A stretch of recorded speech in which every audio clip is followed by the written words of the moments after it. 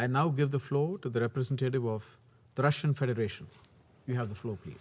Mr. President, we are grateful to the Special Representative of the Secretary General, Mr. James Swan, and to the Special Representative of the African Union, head of the Amazon, Mr. Francisco Madeira, for the traditionally informative briefings.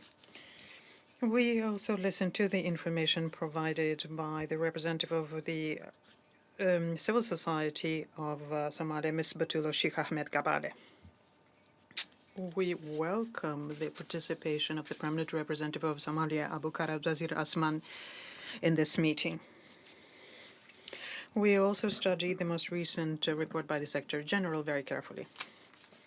We note that since the previous Security Council meeting, the political forces in Somalia managed to move forward significantly on a whole slew of issues having to do with general elections. The new timetable for the elections has been approved, and the elections into the Senate have begun. Overall, the lowering of political tension has become possible thanks to the constructive position taken upon themselves by the central authorities, including the fact that the President Mohammed Abdullahi Mohammed declined to extend his mandate by 2 years, and the reversion to the agreement of the 17th of September 2020 between the federal center and the states on the modalities of the electoral process. We also note the contribution into the arriving of mutually acceptable solutions made by the Prime Minister Mohamed Hussein Roble. We call upon all political forces in Somalia to continue constructive work so as to implement the agreements arrived at on the 29th June, with the goal of conducting the presidential and parliamentary elections as soon as possible, and creating in the country of a sustainable model of a federated structure. We also welcome contacts between Somalia and Kenya. As did the Secretary General, we also expect that they will result in the full resumption of friendly relations between these two countries, which play a most important role in maintaining peace and stability in the region.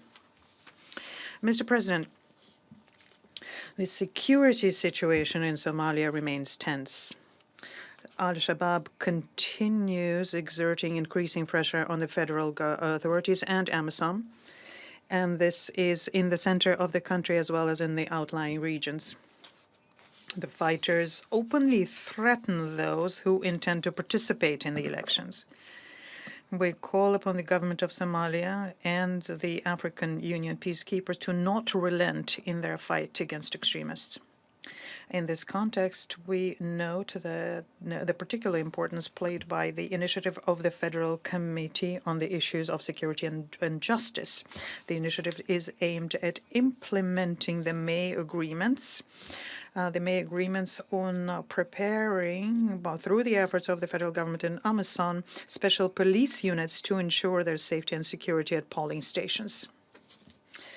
We continue thinking that the African Union peacekeeping mission remains a key element in Somalia security. We expect that the African Union and the federal authorities will work out mutually acceptable configuration of the future mission and the parameters needed to the transfer responsibility for the security in the country from AMISOM to the Somali National Army. We are convinced that all decisions here need to be very carefully considered, and the security vacuum has to be avoided at all costs. Mr. President, this month, the Security Council will be asked to extend the mandate of the assistance mission in Somalia.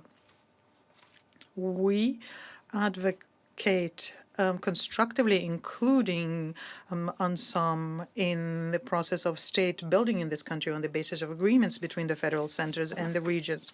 The goal of the resolution we view in sending signals to all key Somalian actors that the electoral process needs to be completed, that the state building needs to be intensified, and that the fighting against the extremist threat needs to continue.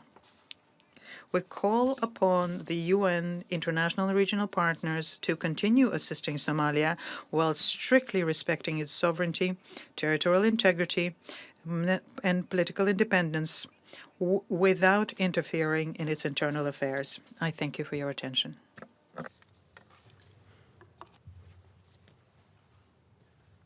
I thank the representative of the Russian Federation for her statement.